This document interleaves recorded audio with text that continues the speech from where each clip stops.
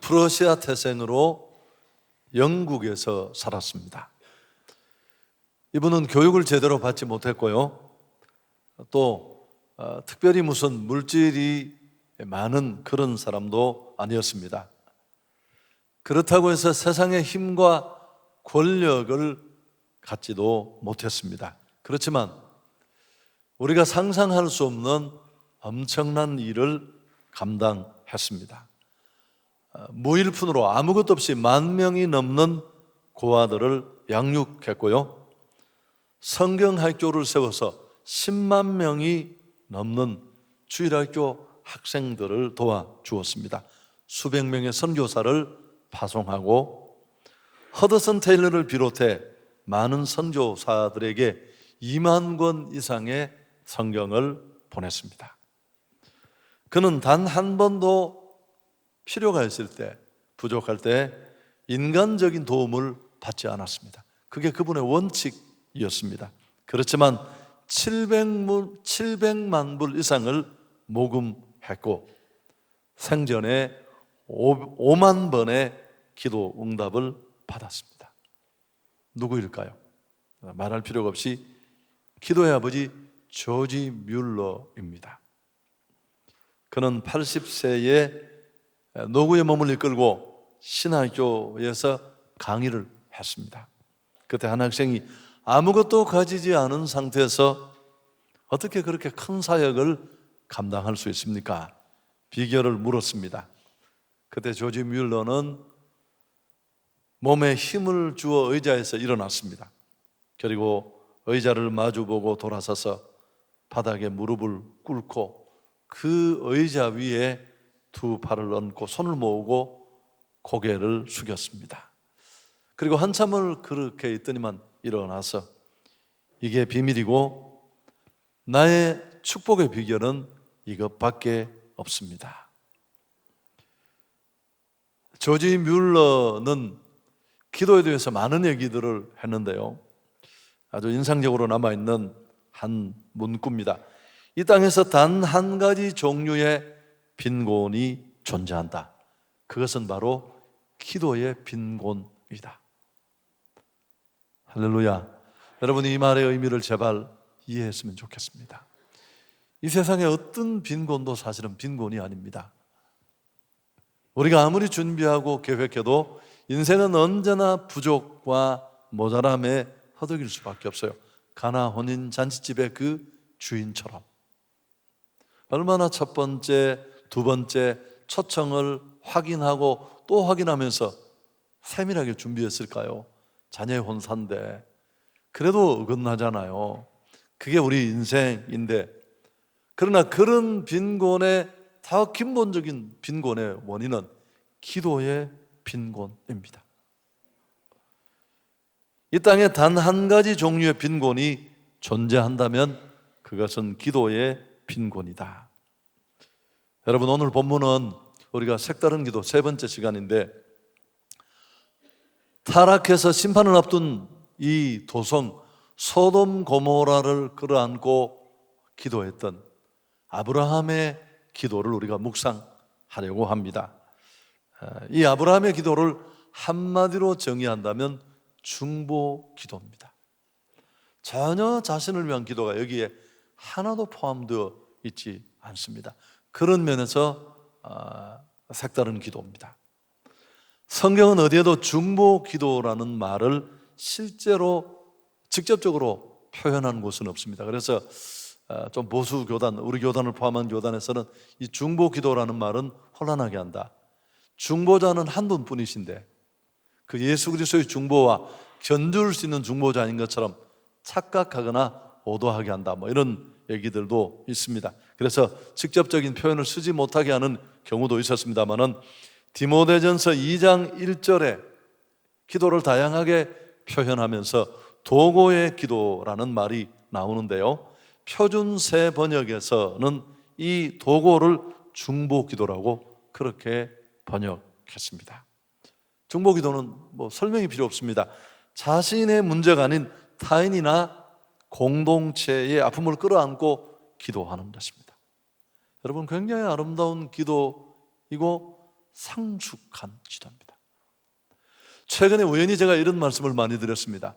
기도로 부흥한 한국교회, 기도로 축복받은 한국교회 성도들, 기도로 망하고 있어요. 기도하는 일은 중요한 일이지만 무엇을 기도하느냐는 건 더 중요해요. 오래 기도하고 많이 기도하면서 더 탐욕스러워지고 더 사랑의 마음은 없어지고, 제가 만났던 어떤 분처럼 새벽마다 귀신 주문해 오듯이 주시옵소서, 주시옵소서, 주시옵소서를 1000번씩 하는데 맨날 형무소를 들락거리고. 여러분, 얼마든지 그럴 수 있습니다. 교회 안에 사은꾼들, 문제를 일으키는 많은 사람들이 기도하는 분들이에요. 그래서 스스로도 착각하고 그를 지켜보는 사람들에게도 혼란을 가중시킵니다. 과연 기도가 필요하냐?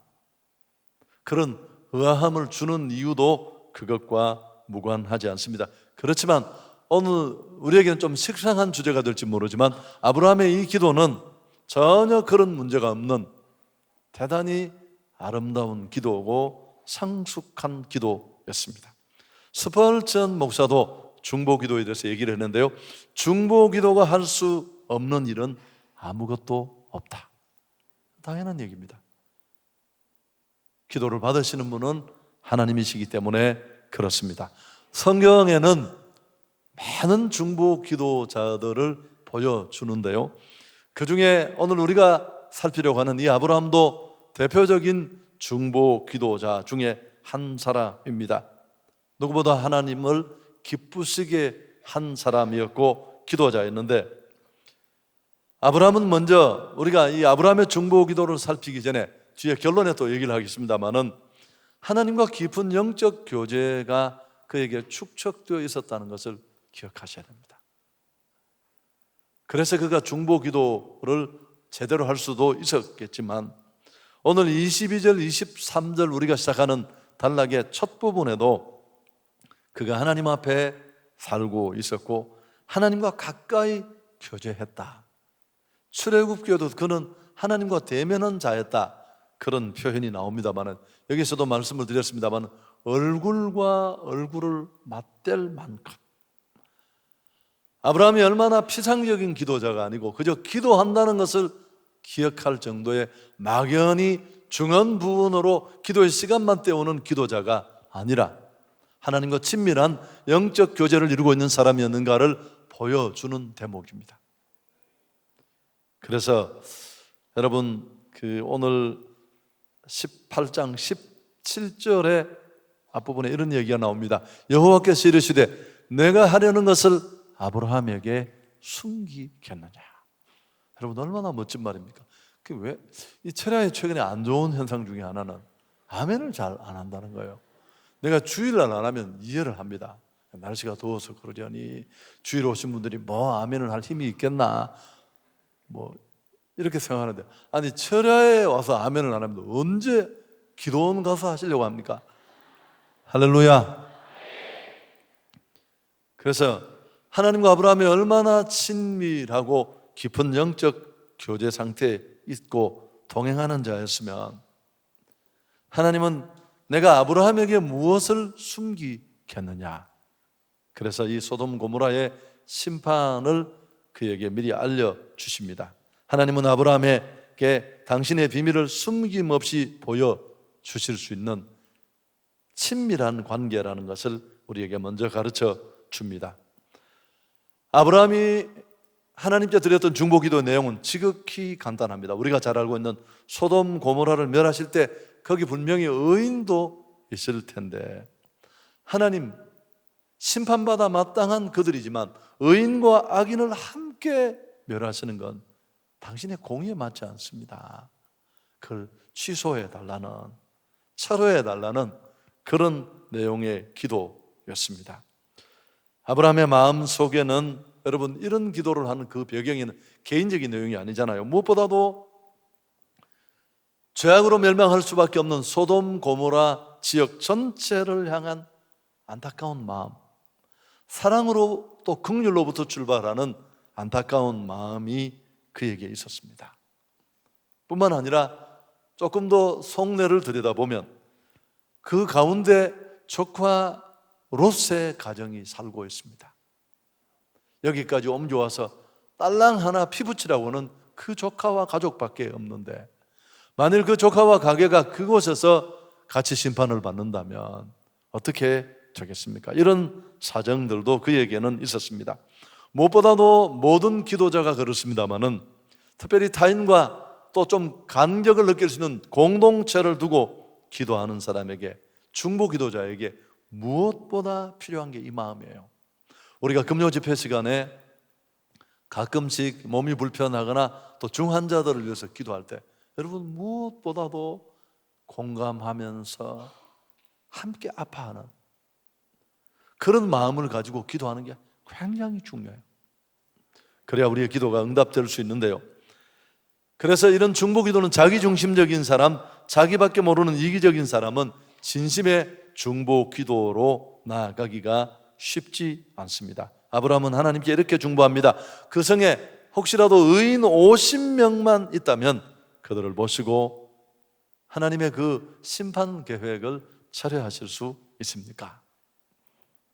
아브라함의 요청은 어떤 면에서 보면 굉장히 당돌하고 무례한 것이라고 할 수 있습니다. 이미 하나님이 내리신 결정이었습니다. 그런데 아브라함이 조건을 붙여서 그런 하나님의 계획과 결정에 무언가 변경을 꾀하는 불경스러운 모습으로 비춰질 수 있습니다. 그런데 하나님은 아브라함의 요구를 들어주십니다. 자, 26절 같이 읽습니다. 여호와께서 이르시되 내가 만일 소돔 성읍 가운데서 의인 50명을 찾으면 그들을 위하여 온 지역을 용서하리라.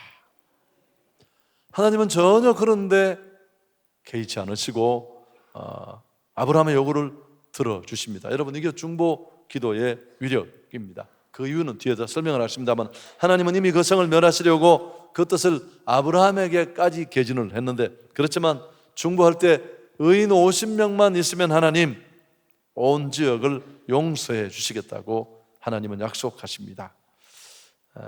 만일 아브라함은 이런 응답을 받고도 또 생각했습니다. 의인 50명이 부족하면 어떻게 할까? 45명이 된다면 어떻게 하실 것인가? 아브라함이 아주 조심스럽게 질문합니다. 27절, 나는 티끌이나 재와 가사보나 감히 주께 아뢰입니다. 자신은 티끌이나 재와 같은 미련하고 비천한 존재임을 고백합니다. 왜? 이 기도가 굉장히 어떤 면에서 보면 무례하고 당돌한 기도니까요. 그래서 전혀 자기가 그런 마음으로 드리는 게 아니라는 진정성을 보여주는 보조장치입니다. 나는 재와 티끌 같습니다. 아무것도 없는, 응답받는 기도에 나타나는 겸손함의 기도. 겸손은 나를 알고 하나님을 알 때 우리가 그 전능하신 절대자 하나님 앞에 우리가 자기 한계를 알고 깨달은 자의 다소곳한 모습, 그게 바로 겸손이니까요. 50명이 아닌 45명이 있다면 어떻게 하시겠습니까? 하나님은 역시 아브라함 마음의 중심을 보십니다. 내가 정말 그렇기를 원한다면 내 뜻대로 해주겠다. 아브라함은 계속해서 흥정하듯이 40명, 30명, 20명, 마침내 10명으로까지 내려갑니다. 그런데 하나님은 10명만이 있어도 그 성을 멸하지 않고 용서해 주시겠다고 하십니다. 여러분, 왜 하나님은 이렇게까지 흥정하듯이 무례하게 조건을 거듭 제시하고 또 제시하는 이 아브라함의 중보 기도에 긍정적으로 반응을 하셨을까요? 무엇보다도 아브라함의 소돔과 고모라에 대한 사랑과 또 열정, 여기에 하나님이 큰 감동을 받으셨을 겁니다. 그리고 무엇보다 지금까지 제가 말씀드렸습니다마는 이런 무례함이 있음에도 불구하고 하나님이 용인할 수 있는 것, 이 기도가 이기적인 기도가 아니에요. 자신과는 아무 상관도 없는 또 다른 사람과 공동체를 위한 기도였다는 사실입니다. 비록 하나님 보시기에 멸망받아 마땅한 성읍이지만 하나님의 사람 아브라함이 그렇게 그들을 사랑하고 별 상관없는 그들이 용서받기를 원한다면 하나님은 기꺼이 그렇게 해 주시겠다는 아브라함의 그 끈질긴 기도와 열정에 하나님이 마음을 내려놓으신 것입니다. 여러분, 이게 오늘 제가 찬찬히 말씀드리는 이유는 중보 기도자에게 꼭 필요한 모습이기 때문에 그렇습니다. 비록 버림받고 멸망받아 마땅한 자들이지만 그들을 포기하지 않고 어떻게 해서라도 구원하고 싶어하는 그 열심이 이런 결과를 만들어낸 것입니다. 끝까지 그들의 생명을 사랑하는 마음으로 우리는 누구를 위해서 중보하든지 기도해야 되고, 그럴 때 하나님의 역사가 일어나고 하나님의 기적이 그곳에 임하게 될 줄 믿습니다. 아브라함의 이 간절한 열망의 기도는 그 성에 거주하는 의인들을 향한 이 사랑의 열심이 충만했지만 이 소돔 고모라가 멸망하는 것을 막지는 못합니다. 이유를 아시죠? 그 성에 의인 10사람이 없었기 때문에 그렇습니다. 여러분, 그렇지만 하나님은 유황과 불을 비같이 내리시는 가운데 성경에 보면 아브라함을 생각하셔서 그의 조카 롯과 그 가정을 구원해 주셨다고 말합니다. 자, 잘 알려진 구절이지만 창세기 19장 29절 함께 읽습니다. 하나님이 그 지역의 성을 멸하실 때 곧 롯이 거주하는 성을 엎으실 때에 하나님이 아브라함을 생각하사 롯을 그 엎으시는 중에서 내보내셨더라. 아브라함의 기도가 헛되지 않았음을 말씀합니다. 여러분, 하나님이 오늘도 아브라함처럼 포기하지 않고 하나님의 용서를 구하는 한 사람의 중보자를 찾고 계십니다. 여러분, 가정이라고 생각해도 그래요. 가정이 다 무너졌는데 정말 생각 있는 믿음 있는 한 사람이라도, 그게 어머니든 할머니든 누구든지 간에 오늘 이 약속의 말씀을 붙잡고 하나님 우리 가게를 긍휼히 여겨달라고, 그야말로 된설이 맞은 것 같은 쑥밭이 된 이 가정, 여호와가 살아계신다는 것을 보여주십시오. 하나님은 얼마든지 새롭게 일으킬 수 있습니다. 여러분, 기도하지만 이런 절실한 기도, 또 무례한 것처럼 보이지만 이타적이고 공동체와 더 많은 사람들을 세우는 이런 깊은 기도가 우리 모두에게 있기를 축복합니다. 하나님은 오늘도 아브라함처럼 포기하지 않고 하나님의 용서를 구하는 한 사람의 중보자를 찾고 계십니다. 여러분, 이 민족의 타락과 음란함, 우상 숭배, 이런 상황을 보시고 진노하시는 하나님을 막아설 한 사람의 중보자가 필요해요. 여러분, 제가 자세히 얘기를 못하지만 목회하는 동안에 정말 처참하게 무너진 한 가정이 있었는데, 제가 그분을 만난 건 조그마한 교회 지하 기도실. 밤새 이분은 철야가 생활이었어요. 떡볶이 집에서 남의 집 떡볶이 접시를 닦아주는 일을 했어요. 그러니까 얼마나 가난했겠습니까? 아이들은 많고. 남편은 전혀 생활에 도움을 주지 못하는 분이고, 근데 이분이 그 거친 일을 하고 피곤한 온종일 서서 일을 하고 밤새 교회 와서 또 철야를 하는 거예요. 제가 그때 철야를 할 때였는데, 얘기 들으셔 아침에 이제 이렇게 딱 올라가면 어쩌다가 이분이 앞에 가고 제가 뒤에 따라가게 되는데, 또 키가 작으세요. 그 짧은 다리가 밤새 보가 완전 바람든 무처럼 터질 것 같아요. 내가 너무 마음이 안타까웠어요. 여러분, 제가 그 교회에 6년을 있는 동안에 그분은 그 이전부터 기도하셨어요. 나는 그냥 6년을 본 겁니다. 그분이 기도하는 걸. 어떤 일이 보여? 내가 자세히 이야기하면 신문에 날 것 같아서 다 얘기를 못해요. 한 1년 전쯤에 이분이 전화 오셨어요. 저는 전혀 연락도 안 되는데, 목사님, 내가 누군지 아시겠습니까? 내가 딱 그 목소리를 듣는 순간 소리 맵시 듣고 당장 이름을 어쩌든, 어떻게 하셨나? 그래서 함께 그때 있었던 얘기 정말 무슨 무용담처럼 나누고 그랬습니다. 기도할 수 있기를 주의 이름으로 축복합니다. 아무리 하나님의 진노의 칼끝이 임해도 한 사람이 믿음으로 굳게 있어서.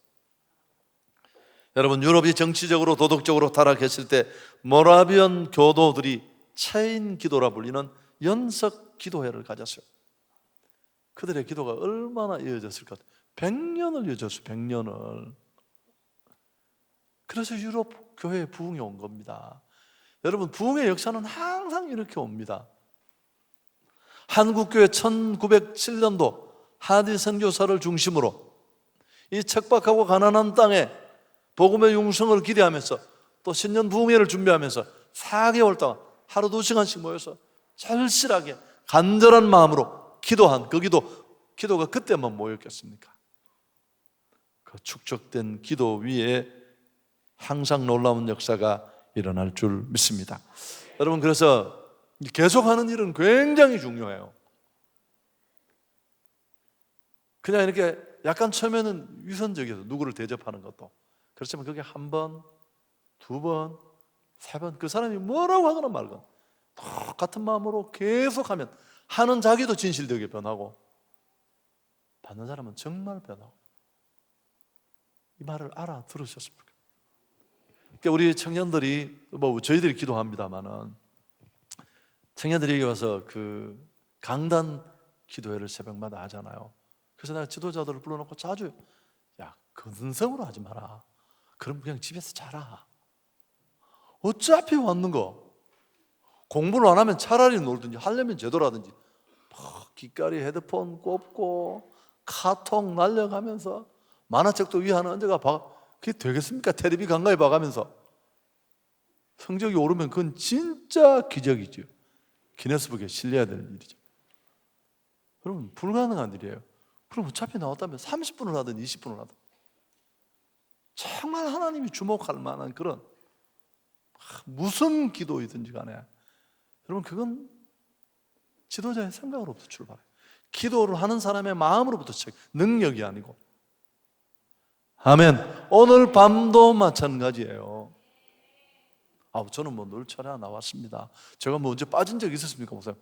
대단히 중요한 일입니다. 그러나 그보다 더 중요한 일은 하여튼 마음으로 주님 앞에 서느냐 하는 데습니다. 중보 기도는 황무한 땅을 새롭게 고치는 놀라운 역사를 일으킵니다. 아브라함과 같은 이런 믿음의 기도는 타락한 시대를 깨우는 영적 정화기 역할을 할 수 있습니다. 여러분, 제가 죄송합니다. 제 얘기라서 참 청년 25명 그 2부로 나누어서 예배를 드려. 그래서 내가 왜 아니 25명을 무슨 2부로 나누느냐 그러니까 자기들끼리는 건너갈 수 없는 강이 있대요. 1부와 2부 사이에는. 그래서 내가 그놈의 강을 내가 한번 건너봤으면 좋겠다 싶어서 꼬치꼬치 물을 수도 없고 여기 증인들이 있으니까 우리 배호진 목사도 그 뒤에 왔습니다만 그 청년들, 그래서 하여튼 결혼식 가면 이렇게 축가 부르면 10만 원 주면 둘이 5만 원씩 나누어서 여기는 우동 먹으러, 여기는 또 볼링 치러, 그렇게 아주 무섭게 나누어서 가더라고요. 그래서 내가 사탕 사주고 살살살 꼬셨어요.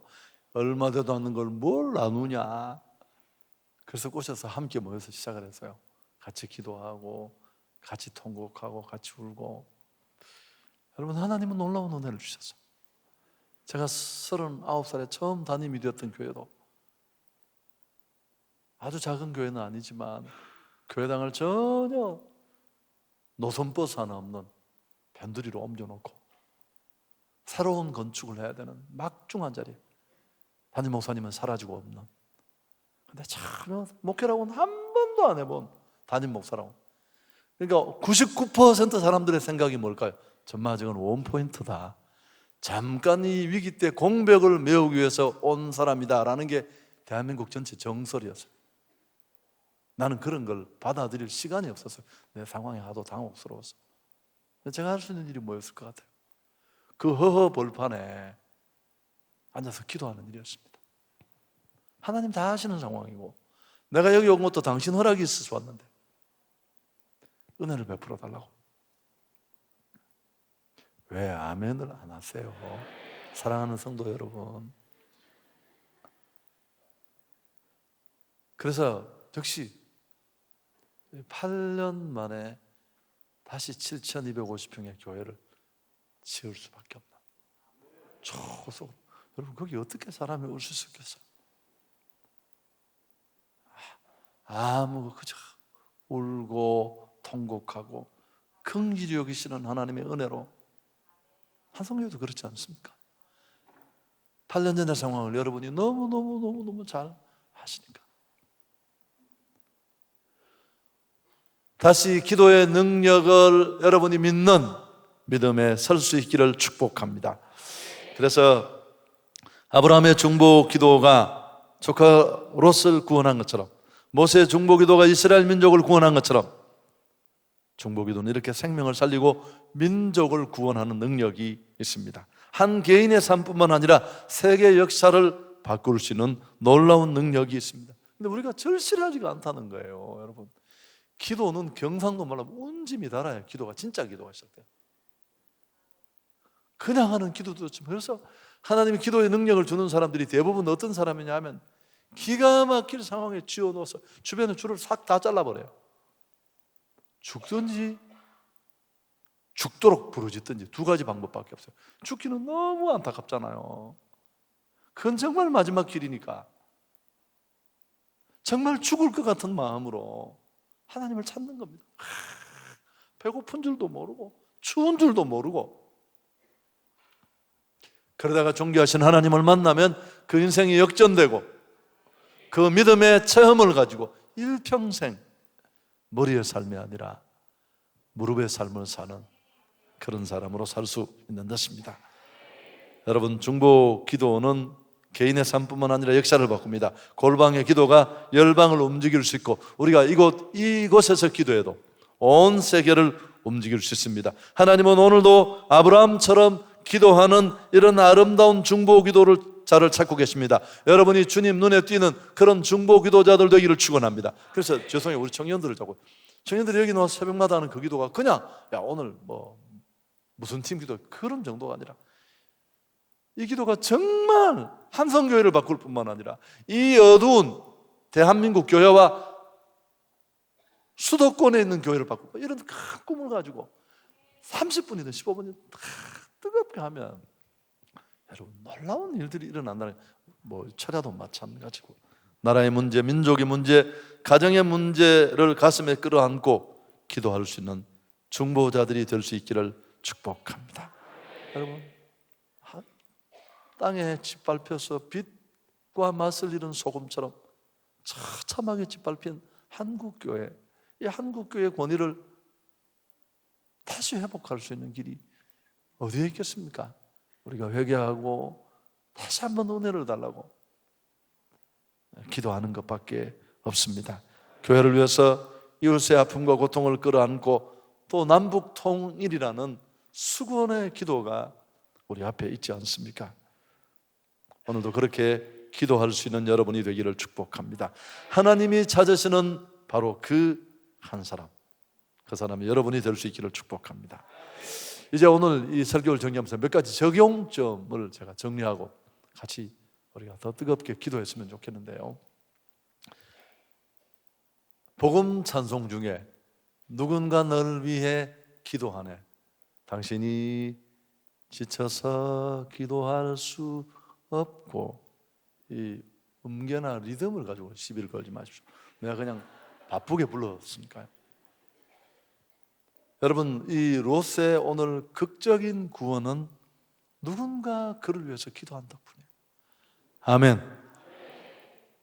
정확하게 말하면 아브라함의 중보 기도 때문인데, 창세기 19장 29절 다시 보십시오.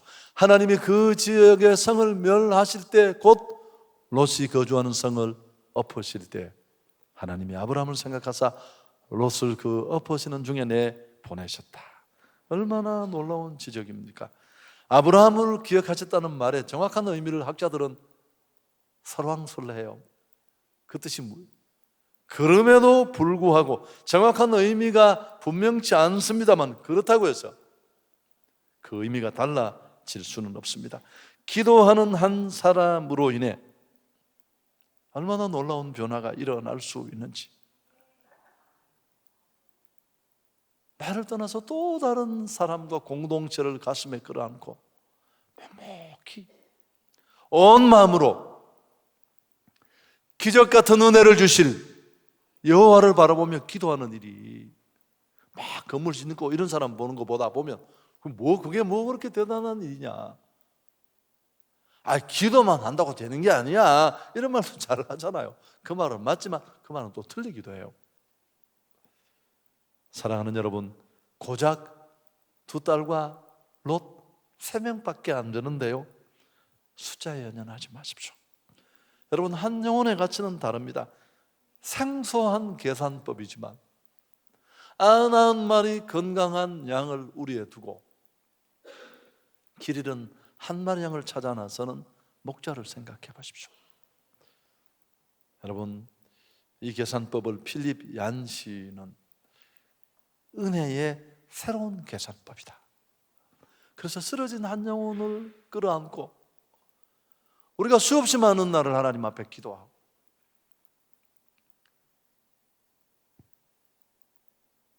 은혜를 달라고 간고, 그게 남편이든 나와 전혀 상관없는 아프리카 지구촌 끝에 있는 그 누구든 그 일은 너무너무 소중하고 가치 있는 일인 줄 믿습니다.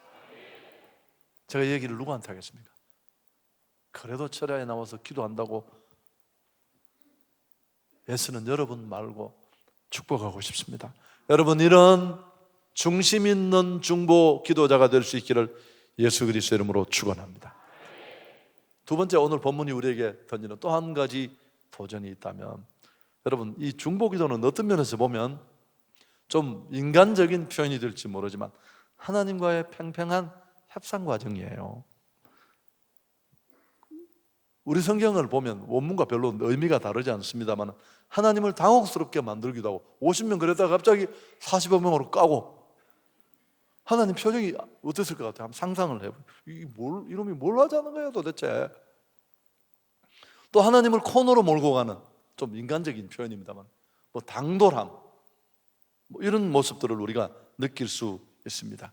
그렇지만 이런 간구의 저변에 깔려 있는 것이 있는데, 그게 뭐냐면 이 중보 기도자가 하나님에 대한 분명한 지식이 있다는 것입니다. 하나님과 오래 대면해서 만난 정보, 그 하나님을 정확하게 알고 있는, 아브라함은 하나님의 성품, 특별히 여기서는 하나님의 정의와 자비의 균형에 대해서 그는 고민합니다. 그래서 하나님은 정의와 공의를 뒤엎으실 만큼 긍휼이 크시다는 걸 그는 너무너무 잘 알고 있었어요.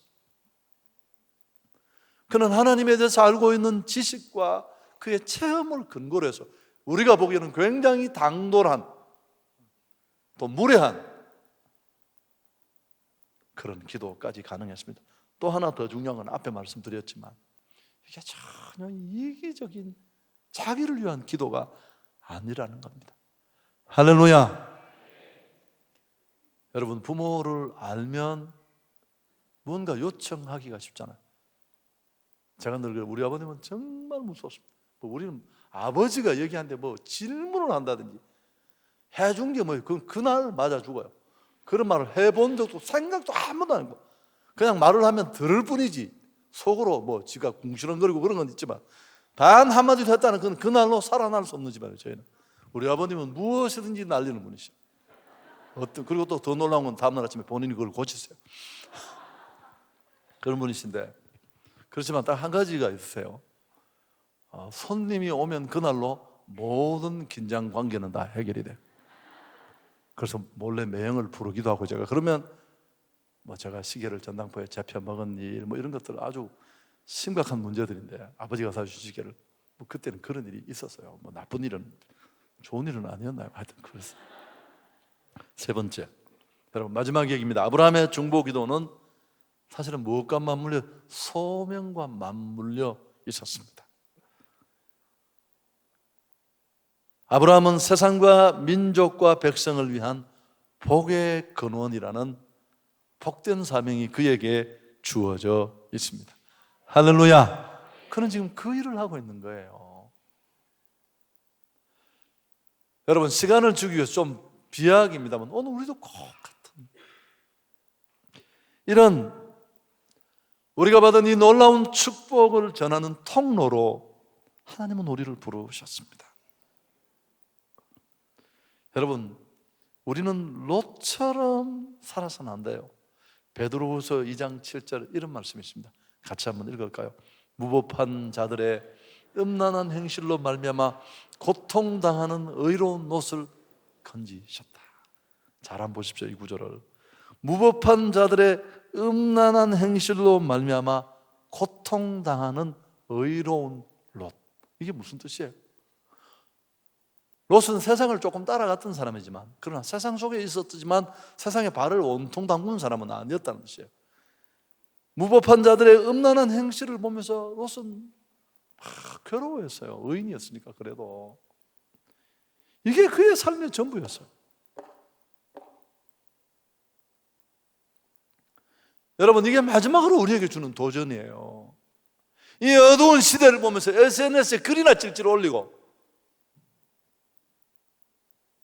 그냥 그 시대가 주는 도전과 아픔 때문에 힘들어하고, 여러분, 그렇게 끝나면 안 돼요. 그 구원은 정말 불가운데 구원이에요. 그와 같은 나쁜 문화에 자신을 내어놓지 않고 지켰다는 측면에서 그는 의로운 롯이라고 말할 수 있지만, 어떤 면에서 보면 괜찮은 신앙인이라고 할 수 있지만, 괜찮은 신앙인이 아니에요. 이런 소극적인 모습으로 자기 구원만 알고 자기 경건만 근근히 챙긴 사람, 이런 태도로 소돔 성에서 수억 년을 살아도 아무 변화도 일어나지 않았을 것입니다. 나 혼자 제자 훈련 받고 나 혼자 성경 구절 269절 암송하고, 여러분, 그게 무슨 의미가 있나요? 죽어가는 사람, 심판받아야 될 사람들.